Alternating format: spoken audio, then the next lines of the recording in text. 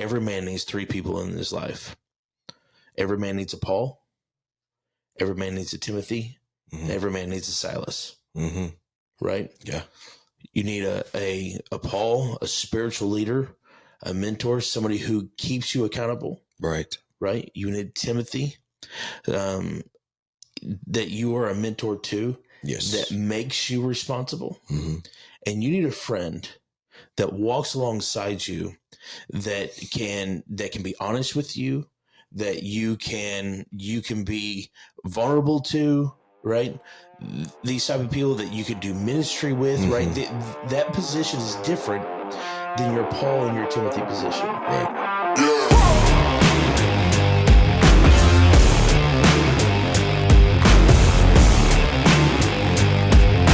Welcome to Real Man Talk, discussing the tough issues facing men and their families every day. Here's Anthony Curnutt and Kyler Sowell.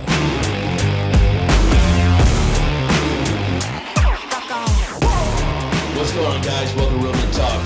Today we're going to continue our talk on spiritual leadership. And today's going to be just a tad bit different than the rest of them, right? So we've been talking about different aspects of spiritual leadership. Today, kind of it is an aspect of spiritual leadership, but at the same time, it's what helps us come along in our spiritual leadership. Yeah. Does that make sense? Mm-hmm. And one of the things that, yes, we've discussed being a spiritual leader. We've discussed being a spiritual leader in a home. Mm-hmm. To our wives, to our children, right?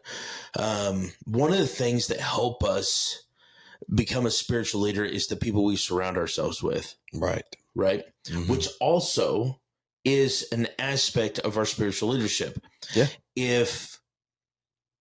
When you are a spiritual leader, you influence everybody around you. Right. Mm-hmm. Right. And so, again, part of that is who we are, who we have ourselves around with. And I've said it a million times, and I will continue to say it a million times, mm-hmm. because it's so important. Yes. You are a sum total of the people you surround yourself with. Right. Right. And every man, if you're going to be a spiritual leader, every man needs three people in his life. Every man needs a Paul. Every man needs a Timothy. Mm-hmm. Every man needs a Silas. Mm-hmm. Right? Yeah. You need a Paul, a spiritual leader, a mentor, somebody who keeps you accountable. Right. Right? You need Timothy, that you are a mentor to. Yes. That makes you responsible. Mm-hmm. And you need a friend that walks alongside you, that can be honest with you, that you can be vulnerable to, right? These type of people that you could do ministry with, mm-hmm. right? That position is different than your Paul and your Timothy position. Right. Right. Mm-hmm. And that position will change a lot less than your Paul and Timothy position. Right. Right. Because, the goal is that you will outgrow your Paul. Yes. And your Timothy will outgrow you. Right. Right. That hopefully. And your Silas is steadfast. Yes. Right. Those friends. Yep. I can think of people in my life, people like Josh Brooks, right? That we've been friends for almost as long as you've been alive. And it's because I'm young. You're young and we're old. And, but those are steadfast friends. Those are friends, no matter what's going on in our lives, they've always been there. Yeah. Right. Yes. And those are my Silases. Mm-hmm. Right. At one time, Josh was seen more as a Paul in my life. Mm-hmm. Now I would view him more as a Silas. Right. Yeah. Because he has helped me grow spiritually. I wouldn't say that we were equals or nothing, but he has helped me grow to a point where our friendship is different. Yes. It's more just friendship than mentorship now. Right. And we need that. Yes. Well, it's a good thing too. You want to be not necessarily equal to your Pauls, but you want to be striving to achieve mm-hmm. their level of knowledge, their level of wisdom, their level of knowledge of Scripture, their basis, because that means you're growing. That means you're getting to a place where, I mean, I can remember when Lacey and I first married, we couldn't communicate. And so we went to see a couple that helped counsel us, because we could not talk. Like when we fought. And it was because we were right fighters, as they put it. And, now we're to the point where we can help couples. Right. And we're not having to rely on them as much. So now we're kind of in that same place that they were. And that's where you want to be. You want to continually be progressing to that point where there's people who you are now leading. That's right. Because if you're not growing. That's right. And that's what you want. And it makes you, it makes you accountable, right? Yes. Those Timothys, if you are doing it correctly, right, they will make you accountable, because you want to help them grow. Yes. You want them to be able to spiritually progress. Yep. Right. And that puts a lot of pressure on you, right? That is different than again, like a friend. Right. Or a mentor, right? So it puts you in a place that, okay, I have to be responsible, right? I have to be responsible with my actions, because I have somebody looking at me. Yes. I have somebody looking up to me. I have somebody that needs me to be on my game. Yes. Right. And to where there is a lot of weight, but I mean, you see it riddled throughout Scripture, right? Yeah. And consistently, there's those three positions. Almost every man that is in the Bible has those guys. Right. I think of like Elijah and Elisha. Right. I think of obviously Paul and Timothy. Right. I think of I don't know why my brain just went blank. Think of Jesus and his disciples. I mean, right. And look at where they were after Jesus left. Yeah. Right.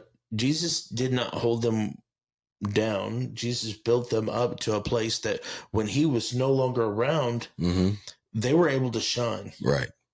They were able to shine. And that's the goal. Well, yes. You want whoever you're mentoring to almost surpass you. Yes. You want them I don't know, this kind of sounds bad. I don't know if we can put Star Wars in here, but I almost kind of think of like a Jedi. Yes. Like you want to become the master Jedi. You want to be that person that yields that lightsaber better than Obi-Wan and all those other people. You want to have so much knowledge. And anybody who knows Star Wars better than me, if I've screwed that up, just don't comment. It's fine. Suddenly all my YouTube shorts that I watch is all Star Wars. So. But you want to be that person that is continually growing, and you want to see the people underneath you growing to a level where you want them to surpass you, not necessarily because you're doing wrong or something, but because you have led them so well.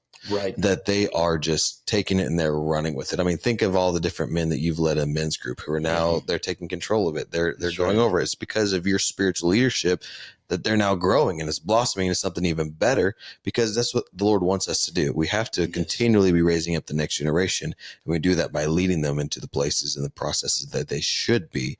And we want them to do even better than us. That's right. We want to do it well, but I want you to take it and make it even better. Well, and I think that's spiritual leadership, right? Yeah. In its finest. Yes. And when you have a church or a ministry, right, if it's going to grow, there has to be men that can help other men come along. I think of giants in the faith in our church. Yes. Right. Brother Marvin. Yeah. Right. John Sells. Yeah. Chuck Lambert, these guys that are, again, steadfast, that they're full of wisdom. They're full of knowledge, that mostly because they've lived those lives. Right. And they've come out on the other side. They've allowed the Lord to work in their lives. Yes. Now they're in a place where they can allow, or they can help other men, right, reach that level of spirituality. Right. Right. Yes. And, and a lot of it sometimes it's just, let me help you not make the same mistakes. Yeah. Yeah. Right? Yeah. Don't do that. I've done that. Please. Right. I think it's some of the guys that I've taken underneath my wing, and I'm like, I'm like, bro, listen, I know it's frustrating, but I promise you don't want to make that decision. Out of everything that I can tell you, I know this is truth. I've been there. I've done that. Don't do it. Yes. I've been sent to the pastor's office because of it. Don't. But but that's how we get to that point. That's how we go through and we learn from it. And every season that you're in, there is a lesson to be learned. Mm-hmm. And if we as spiritual leaders are going to ever teach other people, we have to learn the lesson first. That's I mean, think about school. There's no way that you can go to the next grade without learning what you need to learn in there. Right. First, and then you can progress to the next grade. I mean, it's a stepping stone. That's the same thing with spiritual leadership. You learn whatever God needs you to learn in that season, learn that lesson, and then continue to the next season.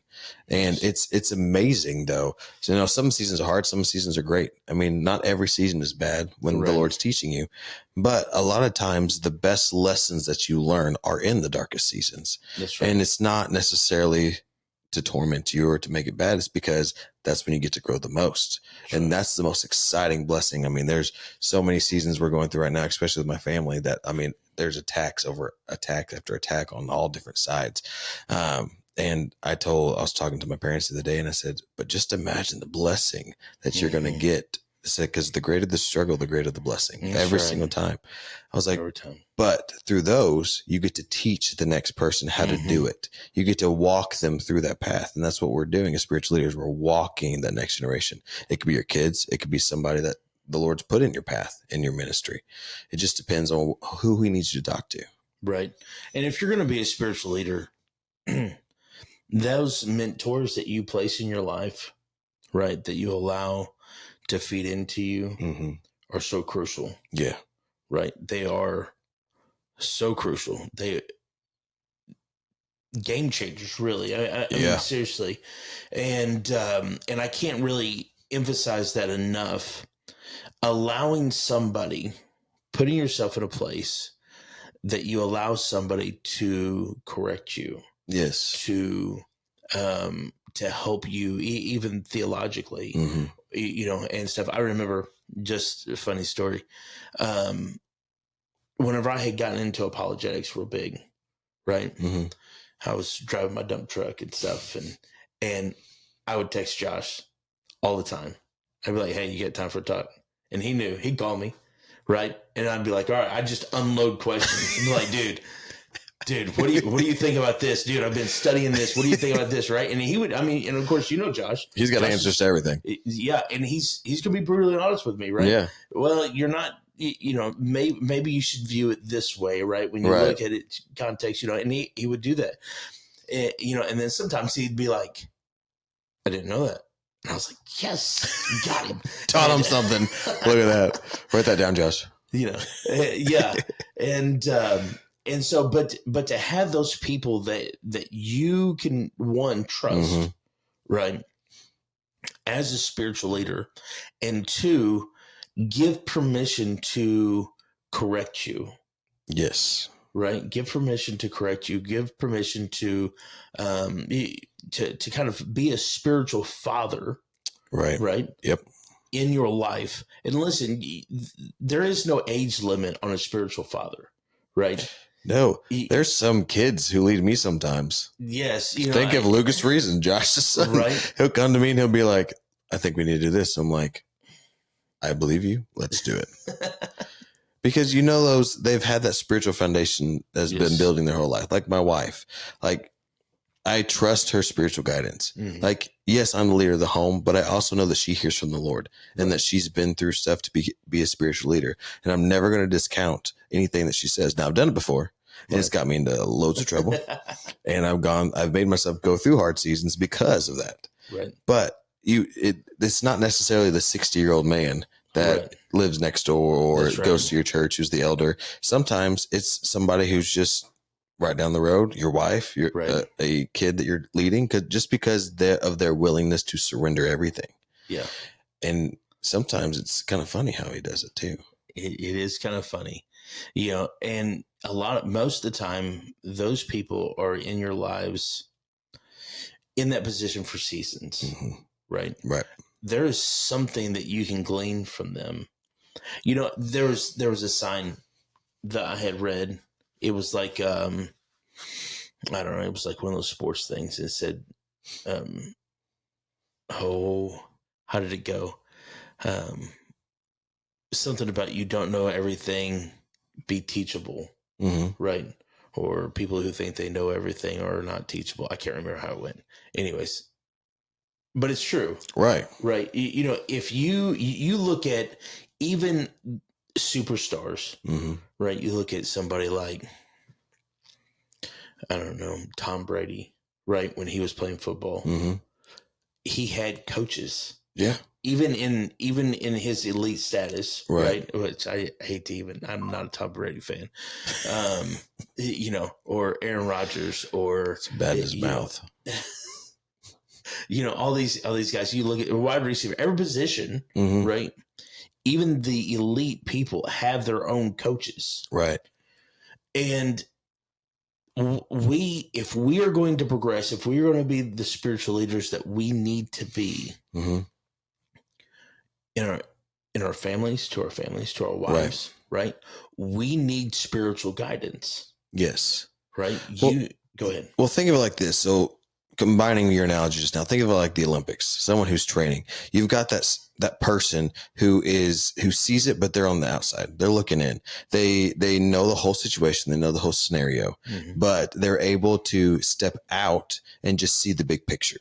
Right. And that's the spiritual leaders that we need, is the person who they've been in the trenches. They've been in those positions. They've been in the exact season you're in or similar, but they also know the foundations. They know the rules of the sport. They know the rules of everything else, and they know the foundations, and they can see the big picture. Yeah. Like Michael Phelps. Yes, he could swim fantastic. Okay. Right. However, there are times where he could have DQ'd, or he could have not held his stroke longer. And so there's a certain point in swimming where if you hold your stroke too long, you can be DQ'd because you're not swimming enough. So unless you're out looking, you're not going to reach that resurfacing marker. You're not going to see it, because a lot of times on lane line. So think of it like that. There's this person who you trust to look into your life, who's not going to judge you, who's not going to do anything, who has been through it to correct you. And sometimes that correction's not, I mean, you hit that resurfacing marker, you came up, but you're willing to accept the fact that maybe I didn't. Right. And those are the men that we're talking about. Those are the men, or the spiritual leaders, whoever it may be, that you're willing to accept that possibly there's a different, better way to do something, or you're just ready to hear the correction. Hey, you screwed up, bud. And this is how you do it better. And to be able to take responsibility, right? So some of that on our part takes spiritual maturity. Yeah. Right. You know, I think of the way that I handled things 20 years ago, right? When I was, 20, 22 years old or so. And the way that I handled them now. It was only 8 years ago for me, just to put that in perspective. You know, the attitude that I have, I am the king of the world. I am, untouchable. Untouchable. You know what I mean? I'm superhuman. You know, all those thoughts that you seem to think. When you mature, right, you realize that, hey, I'm not unbreakable. Right. Right. You know, I'm not superhuman. Yes. Right. All those things that everybody told me not to do whenever I was young, no, don't lift those motors by yourself. Don't do all that stuff. Make sure when you are lifting weights, you have good form, all these things. Right. My body now is paying the consequences for me being stubborn then. Right. But you are. And now I'm the one going, hey, don't lift that by yourself. Right. Yeah. Don't do that. Don't do that. There's a guy that works with me on my crew, and he's young. He's 22 years old. Yeah. And he's that way. He's just, man, phenomenal worker. Right. Hard worker. And but he'll go lift up, and I'm like, dude, don't. Let me help you. Don't. Yeah. Let me help you. And, wait till your back goes out and you're 30 and you just bend over to put your shoes on, and then now your back's out. Exactly. And you wake up every morning and your knee creaks, and you know what I mean? Yeah.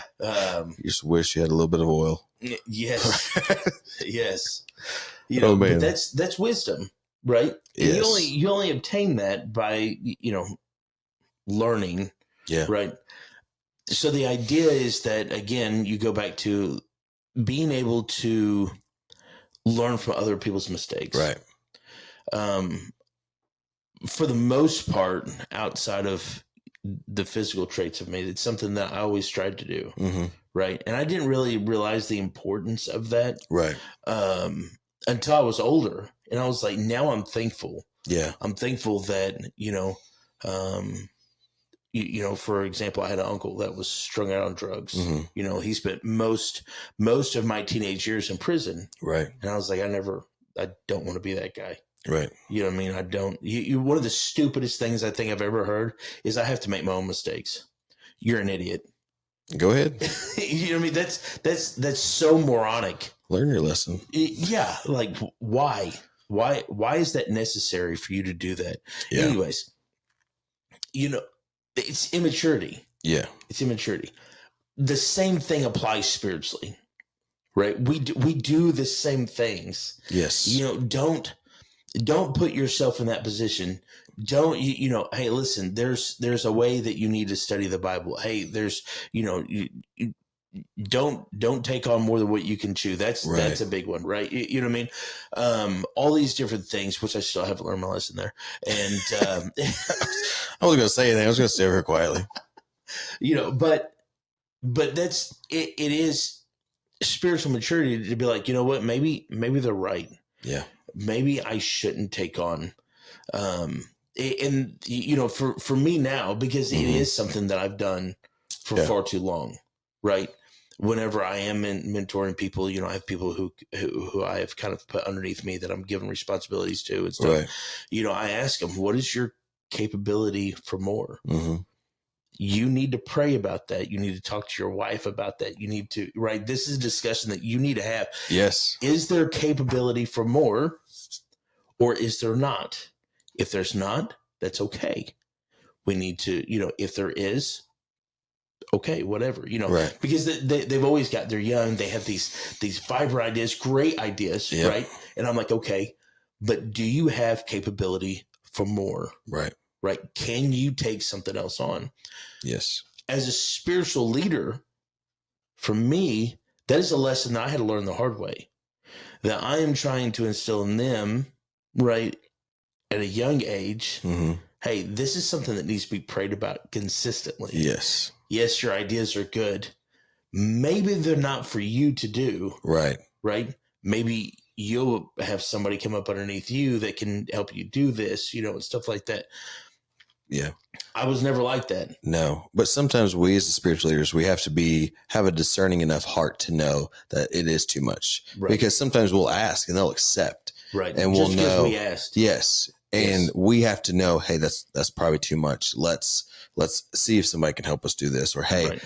I know that you're more than capable of doing this, but let's see if we can get somebody else to help us with this. Yeah. I mean, I've been told many, many, many, many, many times, because I'm a yes man. You ask me, I'm going to try to do it no matter what it means. Mm-hmm. And I've been told many times by leadership in the church, not necessarily a bad thing, but they're like, you're doing too much. You need to calm down. Yeah. And I don't ever take that as a bad thing. I'm like, you're right. Yeah. I understand. Go ahead. What do you need? You need me to find, and then I twist it. You need me to find somebody to help you do this? I'm like, shit. And they're like, no, we got this. But you have to be willing to be both. You have to be willing to be told no. Right. Like, hey, that's a great idea. I don't think that you need to be doing that right now, because you need to be focusing on this. Yes. Because even the devil can use our commitments too. Oh yeah. And our willingness to be committed to whatever it is, because then we can't fully develop whatever the ministry God has given us to do. That's right. Because we want to say those things. And that's where that check comes in. Yeah. That's where that spiritual leadership of saying, I'm feeling checked in my spirit on this one. I said, let's chill out. And so that's where you have to have that correction, but also as a spiritual leader, you have to have the discernment too. Yes. You can be so involved in church that you are lost, that you're doing no good for the kingdom of God. Oh yeah. And here you are the entire time, right? You were working in, I remember when Zach took over as youth pastor, right? They had just brought him up for the church and all that good stuff. And I told him, I said, listen, if I could give you any advice, it's this: you do not get churched when you work at a church. Yeah. Right. your personal Bible study is the most important thing that you can rely on. Right. Right. You have to, you can no longer, it's different now. Mm-hmm. Right. And it's because I did it wrong. Mm-hmm. Right. I did it wrong. And so, learning those lessons and being able to pass them on, being able to, from Zach's point of view, being able to take that and be like, you know what, maybe he's right. Yeah. Right. Maybe he's right. Right. To have those people in your life, not only is it part of spiritual leadership, you influencing the people around you, you pouring into the people around you, but it's also the tools that you need, Right. To become the spiritual leader that God has called you to be. Right. Yes. Right. And there's sometimes, going back to two sides, sometimes the lesson you learned is not the lesson of the person that you're teaching, but they need to heed the words that you're saying. That way it keeps them in check from the beginning. Mm-hmm. You know what I mean? So like with Zach, like, yes, he needed to hear that, hey, you don't always get fed. So you need to make sure you're being fed. Yes. Because he may not have been pouring everything in, but from the very beginning that started his ministry off correctly. Right. That was a lesson that started from that point in time, so that kept him from doing those things. And that's where you have to be able to receive it. That's where you as the Timothy have to be able to receive what the teacher's telling you or what your mentor is telling you, those types of things. And filling that role, right, of both Timothy and Paul, right? Because really you play all, even though you need those three aspects, you play all three of those aspects. Yeah. Right. Those are three different sides of yourself. Yes. Right. Being able to be teachable and being able to teach at the same time. Right. Right. And still being that steadfast person for somebody else. It can be kind of difficult at times. Yeah. Right. One of the downfalls is that you can become so used to being to teaching that you don't want to be taught anymore. Right. Right. Or you can be so reliant on being taught that you don't teach. Yeah. Right. Or you can be so reliant on that you negate your friends. Yes. None of those are healthy. No. None of those are healthy. The balance is maturity. Right. Right. Now, of course, obviously nobody's going to do it perfect. No, it's going to take time. Oh my goodness. I don't know if anybody ever does it perfect. Right. Mm-mm. But being able to continually grow, to continually push, to continually become better. Yes. Is maturity. Right. That is maturity. And so taking those roles on and allowing spiritual leadership, the influence inside the church, inside your relationships, inside the community, allowing those relationships to affect you properly, Right, will enhance your spiritual leadership in every aspect. Yes. In your marriage, in your relationship with your children, right? In your relationship with people outside of work, right? Or at work, those different types of things. Because, let's be honest, the vast majority of us work secular jobs. Yes. Right. And they need our influence too. Yeah. And having those positions in your life, right? Having those friends. I think about this often. I was talking to my son the other day, and, I work construction, right? So the type of people that I work with are rough, right? Around the edges. Yeah. They're rough around the edges, right? I like to think they're big old teddy bears, but some of them are not. Well, most of them are good dudes. Yeah. Right? The vast majority of them are good dudes. Filthy mouthed, right? The things that they talk about, the things that, right? My relationships that I allow in my life keep me from the need to be a part of that. Right? My friendships, my mentors, right? My responsibility to my Timothys, right? Keep me from having to feel like I need to be influenced by that. Right. Right. They need my influence. Yes. I remember I was telling somebody the other day, I started this mentor program, right? This coaching program. Mm-hmm. And one of the mentors that I had in this, and I was asking him, I said, how do I reach everyday men? Mm-hmm. The everyday, because at the time I was driving a dump truck. Yeah. I was like, how do I reach just the everyday guys? The guys who get out there and bust their butts every day, trying to raise a family, that want to be good dudes, that want to be good fathers, that want to be, they don't know how. The next thing I know, I'm placed right in the middle of them. Yeah. Right. And I realize these people need my influence. Yes. Right. And they don't, how do I say this? They don't need the side of me that preaches at them all the time. Right. Right. I've learned this. If you're going to affect the secular world,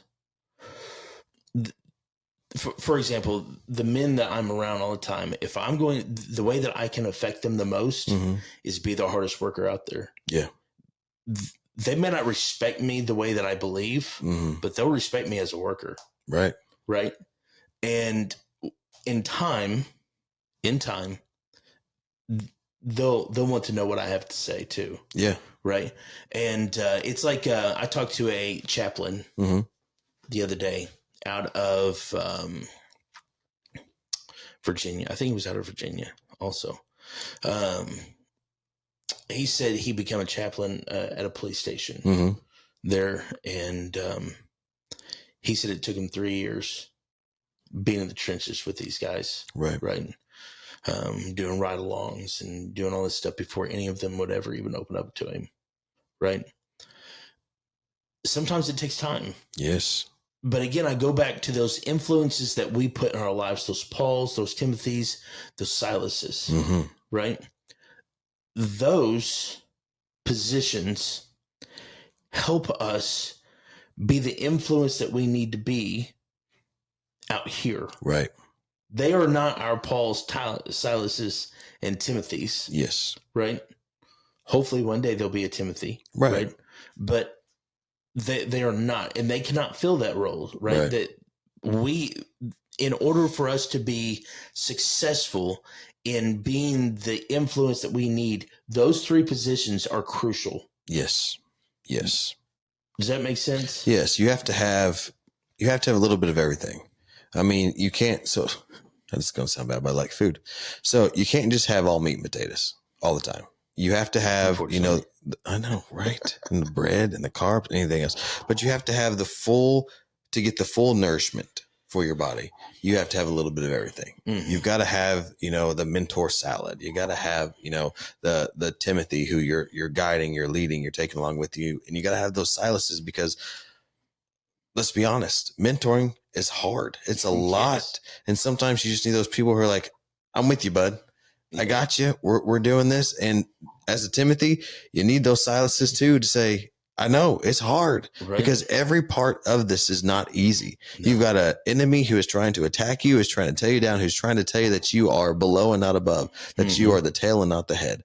And we as mentors, we're trying to flip the narrative and we're trying to tell them you are above and you are not below. You are the head and you are not the tail. That's right. And that's the hard part is you have to have all of it. You can't just you have to have somebody that you're leading because like you said earlier, that keeps you in check as a leader. If you have no one that you're leading, where is that accountability for yourself? There is not one. You can go and do as you please because you have nobody who's looking up to you. I mean, think about, even with your kids, when they come to you and they say something or do something that is wrong and they learned it from you, there's that just kind of like defeat in yourself that they learned that from me and I shouldn't have done that. Yeah.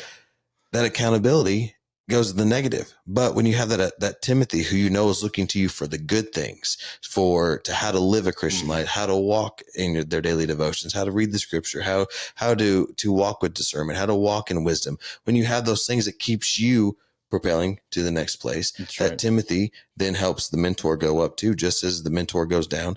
The Silas helps the Timothy move forward. The Silas helps the mentor move forward. They all three work in cohesion, just like the Father, Son, and Holy Spirit. They are all three in one. Yep. They are all serving a purpose, and they all have a purpose, just like everybody who is in your life, whether you are the mentor in that season, whether you're the Timothy in that season, or whether you're the Silas in that season. You are bettering the gospel, and you are keeping them as the head and not the tail. You're keeping them to let them know that they are above and they're not below. That's right.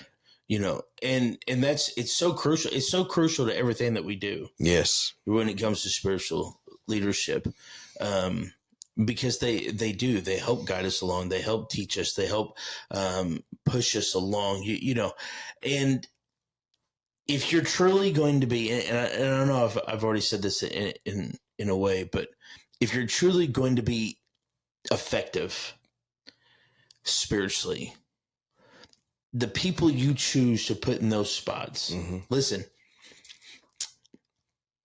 sometimes you will choose wrong. Yeah. Right. I have had people in my life that I thought were spiritual mentors. Right. That I'm like, this is not, this person's got to go. Yeah. I can no longer have this person in my life. Right. I thought I had people that were true Silases in my life that were not. Right. Right. I've had people that, you know, I've been hurt by Timothy's. Yeah. As a matter of fact, that's probably been the most often, right? Yeah. Because, well, you said it best. Mentorship is hard. Yeah. It's messy, right? People Most let definitely. you down. You pour, you know, as a matter of fact, I was just discussing one of the guys that I was trying to pour into.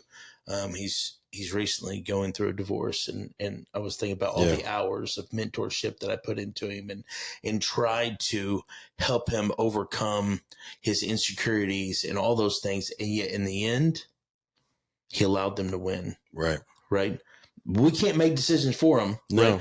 Right? And my point in saying that is this, is that it can be difficult. Yes. But at the same time, I look at all the men that have come through and sat underneath me in the men's ministry since 2016.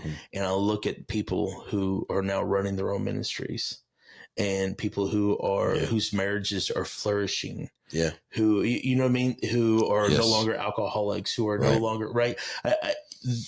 Just as messy as it can be just as, even more so rewarding when they're like, you know what, maybe you're right. Maybe I should try this. Yeah. Maybe I should spend more time on my work. Maybe I should treat my wife different. Maybe I should, you know what I mean?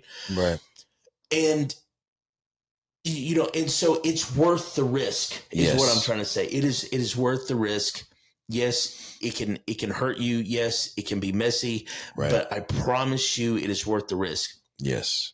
So is finding the Pauls and the Silases.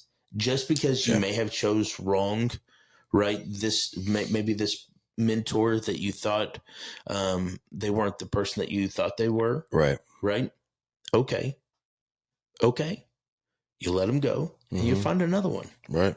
Right. Same thing with the Silas. And I mean, don't get me wrong. It sucks. Yeah. It hurts emotionally. It hurts. Right. You've invested in them. You've allowed them to invest in you. And then it turns out they're not the people that you thought they were. Right. It hurts. Yes. It absolutely, it can be devastating at times, but that doesn't mean that we quit. Right. Right.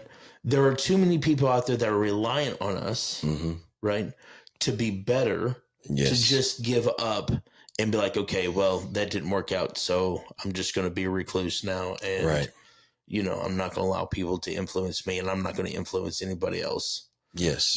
And I know people like that. Yes. Right. I know people who've been hurt, who had, that are just like, all right, I'm done. I'm finished. And it's like, no, you're not. No. Yeah, you're not. I'm sorry you got hurt, but this is not what God's called you to do. Yeah. Well, a lot of times we make somebody else's story our story, and it's not the case. I mean, being a Christian is hard. Being a mentor is hard. Being a Silas is hard. Being a Timothy, everything is hard. And there are times where we slip and we fail, but we don't hold the people who fail to our story. Like we need to learn from it. We need to learn kind of what they did in their mistakes and, how not to do that again. But every person that God puts in your life is there for a reason. That's right. Even the bad ones. Even the bad ones. it's always teach you a lesson of some kind, even Always. the good season, the bad seasons, there's a lesson in everything. But sometimes it's just so you don't have to walk through the season. Mm-hmm. It's now sometimes you do because you choose not to listen. We have that free Right. will. We have that free will to listen.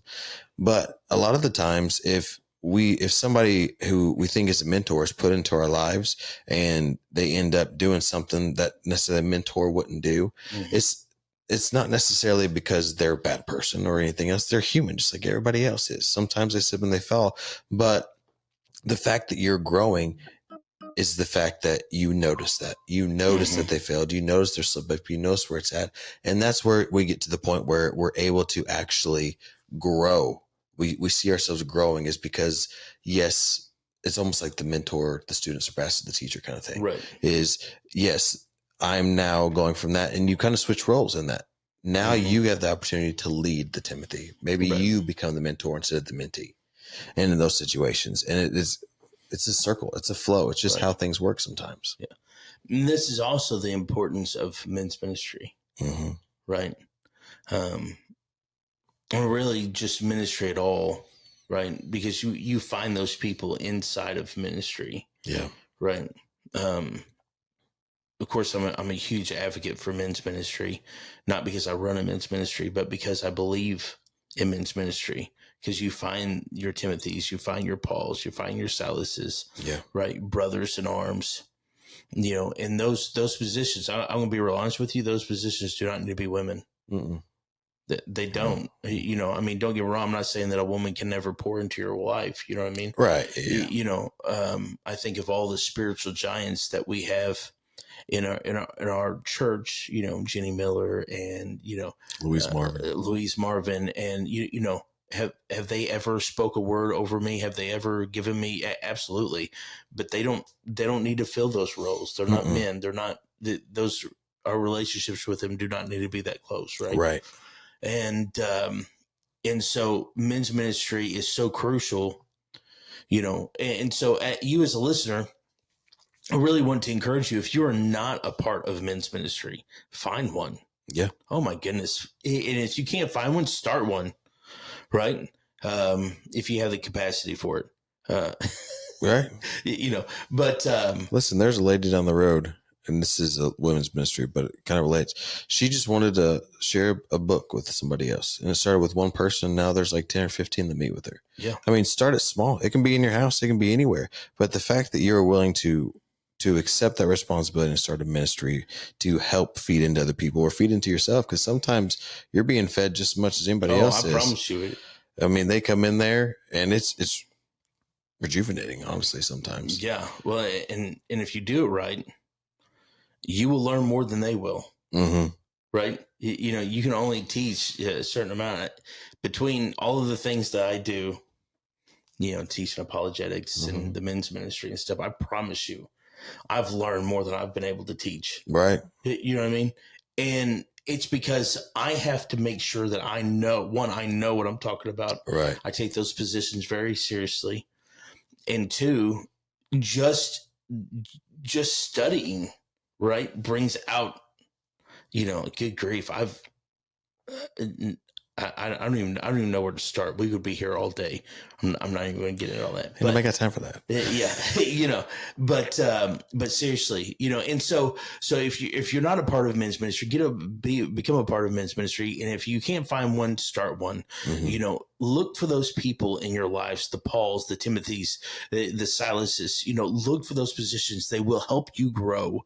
And even if you do choose wrong, it's okay. Find another, right? Do not give up. The Lord has placed you in this season. I think of this sometimes. The Lord chose to put us here now. Yeah. Right. I mean, He's got it. He could have done anything, and yet He chose to put us in here, 2025. Yeah. Right. On purpose. We have purpose. You have purpose, and God has given you tools. And some of those tools are the people that you surround yourself with. So I really want to encourage you to find men, if you do not have them, to pour into yourselves and find a Timothy. You may say, man, I'm not ready for a Timothy. And, and to where that may be true.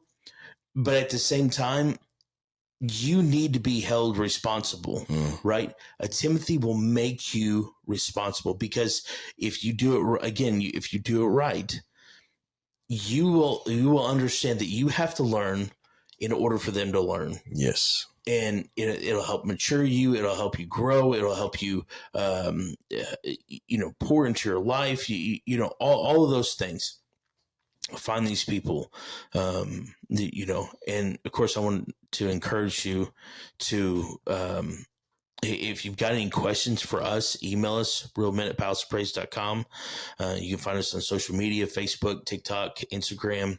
And as always, I want to end in a prayer.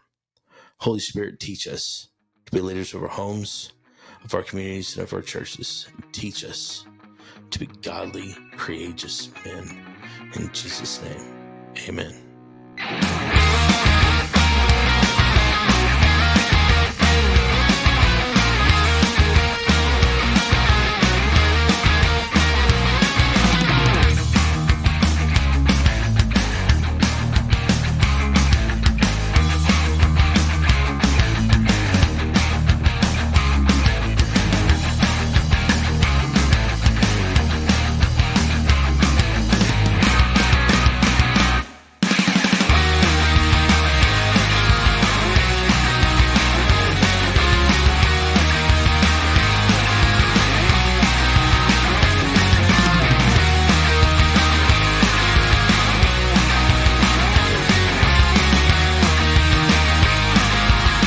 You've been listening to Real Men Talk. If you'd like to get in touch with us, shoot us an email, realmen@palaceofpraise.com, or visit our website at realmenministries.us.